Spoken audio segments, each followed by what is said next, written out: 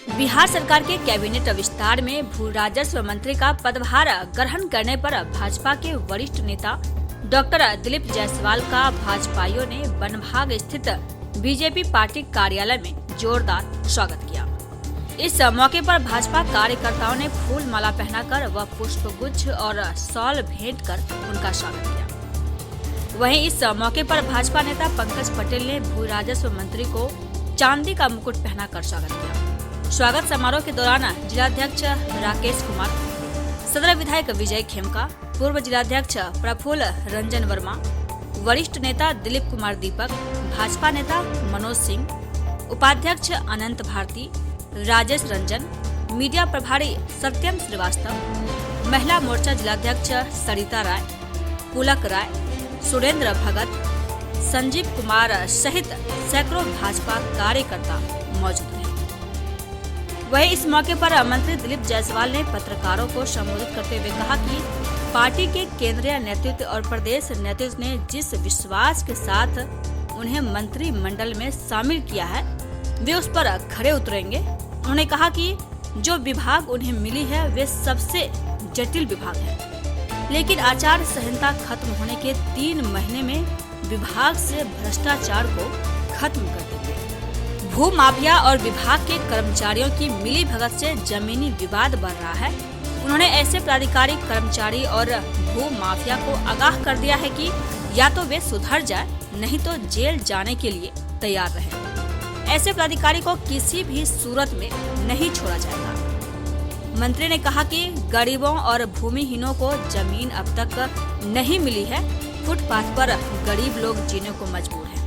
अब भूमिहीनों को जमीन भी मिलेगी और गरीबों के जमीन पर कोई भी भूमाफिया का राज नहीं चलेगा। इस विभाग को साफ सुथरा बनाना ही उनका पहला मकसद है। उन्होंने कहा कि इस विभाग में भ्रष्टाचार से निजात दिलाने की चुनौती को अवसर कैसे बनाया जाता है, उन्हें मालूम है। कुछ दिनों में ही लोगों को इसका असर भी दिखना शुरू हो जाएगा।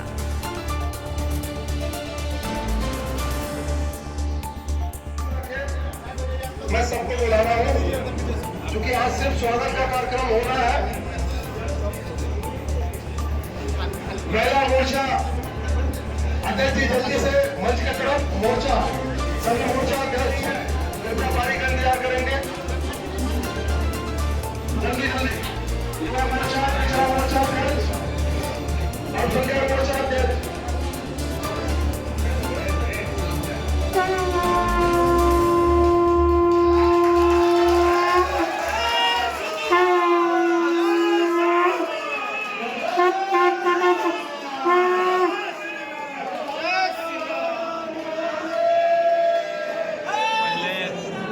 बिहार सरकार में मंत्री पद मिलने के लिए भारतीय जनता पार्टी के केंद्रीय नेतृत्व और प्रदेश नेतृत्व, पूर्णिया अररिया किशनगंज के सभी कार्यकर्ता एवं जनता का मैं शुक्रगुजार हूं, उन्हें धन्यवाद देता हूं। मंत्रिमंडल विस्तार में जो विभाग मुझे दिया गया है, राजस्व विभाग, बहुत दिनों से पूरे बिहार के लिए ये विभाग चुनौती बना हुआ है। और जिस तरह से भू माफिया और पदाधिकारियों के साठगांठ, विभाग के साठगांठ से पूरे बिहार में जमीन के समस्या का निदान नहीं निकाला जाता है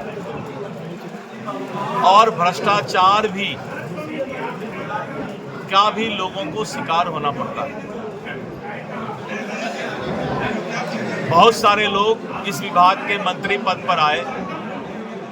मैं इतना ही कहूंगा कि मैं एक ईमानदार छवि का आदमी हूं। राजनीति में मैं सेवा की भावना से आया हूं। पैसा कमाने की ना मुझे जरूरत है, ना चाहत है। इसका असर पूरे विभाग पर पड़ने वाला है। और भू माफिया, जमीन माफिया और वैसे पदाधिकारी जो जमीन विवाद को लटका कर रखते हैं, उनको सभी को मैं आगाह करता हूं कि अपनी शैली में वो सुधार ले आए। किसी भी तरह का कोई शिकायत जनता से जमीन विवाद पर आएगा तो वहां के पदाधिकारी और संबंधित कर्मचारी उनके ऊपर कड़ी से कड़ी कार्रवाई की जाएगी। किसी तरह का चॉइस पोस्टिंग नहीं होगा। और आने वाले समय में, चूंकि जिस दिन मैं मंत्री बना आचार संहिता लग गया, तो हमारे कुछ सीमाएं जो है बंद गई।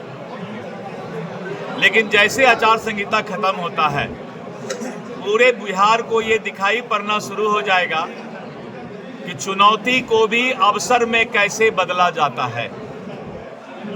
और इतिहास भी याद रखेगा कि कैसे आदमी को मंत्री बनाया गया था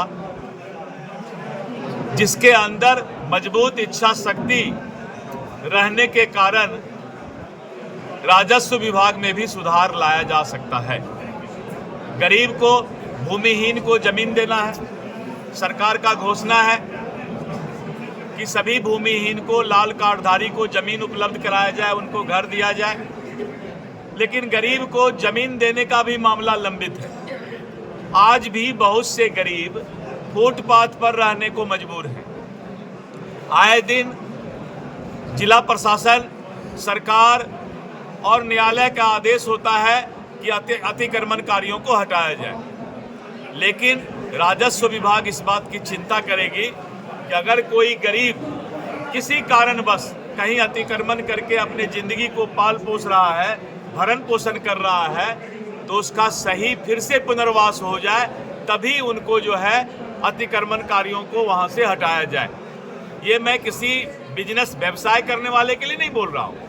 वैसे लोग जो किसी तरह अपना आसमान के नीचे रहने को मजबूर हैं, तो राजस्व विभाग इस बात की भी चिंता करेगी कि सभी भूमिहीन को जमीन मिले और उनको घर मिले। और आने वाले समय में नरेंद्र मोदी जी की सरकार और बिहार सरकार दोनों मिलकर इस काम को अंजाम देने के लिए तैयार है।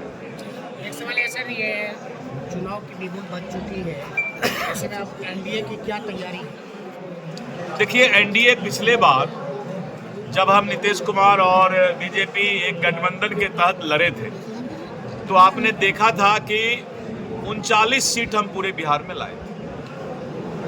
ठीक कमोबेश वही गठबंधन इस बार भी नजर आ रहा है बिहार में। और इस बात से जनता आश्वस्त है कि केंद्र में नरेंद्र मोदी जी की सरकार तीसरी बार भारी बहुमत से बनने जा रही है। ये जनता कह रही है, क्योंकि नरेंद्र मोदी जी का एक सशक्त नेतृत्व का कोई विकल्प अभी नजर नहीं आ रहा है। पूरे दुनिया के अंदर कल तक भारत हाथ पसारने वाला देश था, आज मुट्ठी बांधने वाला देश है। हाथ पसारने वाला मतलब कांग्रेस। हाथ पसार दीजिए तो क्या हो जाएगा? कांग्रेस। अब मुट्ठी बांध लीजिएगा तो क्या हो जाएगा? कमल। तो आज मजबूत राष्ट्र पूरे दुनिया में भारत जो है आज बना हुआ है, ये नरेंद्र मोदी जी के सशक्त नेतृत्व का फल है। हम 40 में 40 सीट जीतेंगे। हमारा सारा तैयारी है। हम जमीन पर हैं, हमारे कार्यकर्ता जमीन पर हैं, बूथ पर हैं, और उसका रिजल्ट जब आएगा जून में तो आप देखेंगे कि हमारा 40 में 40 सीट हम जीतेंगे। अभी सीमांचल में कैंडिडेट तय नहीं हुआ है, इसको लेकर एक संसद देखिए, अभी कैंडिडेट बहुत जगह तय नहीं हुआ है। अभी तो चुनाव का कल घोषणा ही हुआ है और एक सप्ताह के अंदर सारे कैंडिडेट पूरे देश का तय हो जाएगा। सर, सीट शेयरिंग पर कुछ बात हुई है? सीट शेयरिंग हमारा फाइनल हो चुका है।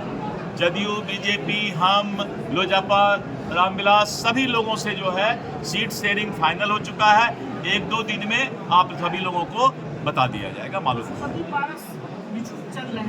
देखिए, पशुपति पारस जी जब कल उन्होंने परसों बैठक भी किया, उन्होंने कहा कि नरेंद्र मोदी जी के नेतृत्व पर हम विश्वास करते हैं, लेकिन हमारा भी अस्तित्व बचा रहे, इस बात की कोई भी चिंता करता है, कोई भी नेता इस बात की चिंता करता है कि उसका पार्टी और उसके कार्यकर्ताओं का अस्तित्व बचा रहे। तो क्या रास्ता हो सकता है उसकी भी चिंता की जा रही है। सर, आप जिस तरह से कह रहे हैं कि भ्रष्टाचार का लगाम लगेगा, तो आपके अधिकारी भी तो जो है भूमाफियाओं से साथ काटने लगे। देखिए, दिलीप जायसवाल जो है बहुत लंबा प्रशासनिक हमें तजुर्बा है, और मैंने कहा ना कि चुनौती को कैसे अवसर में बदला जा सकता है, ये चीज मैं राजनीति में लोगों को दिखाऊंगा, पदाधिकारियों को भी बताऊंगा और माफियाओं को भी बताऊंगा कि कानून का राज कैसा होता है। और आप आचार संहिता के बाद 3 महीना के अंदर देखेंगे कि बिहार का जो सबसे जटिल विभाग है राजस्व विभाग, वो विभाग अपना काम ईमानदारी से करेगा, और जो नहीं करेगा उसका जगह जेल में होगा।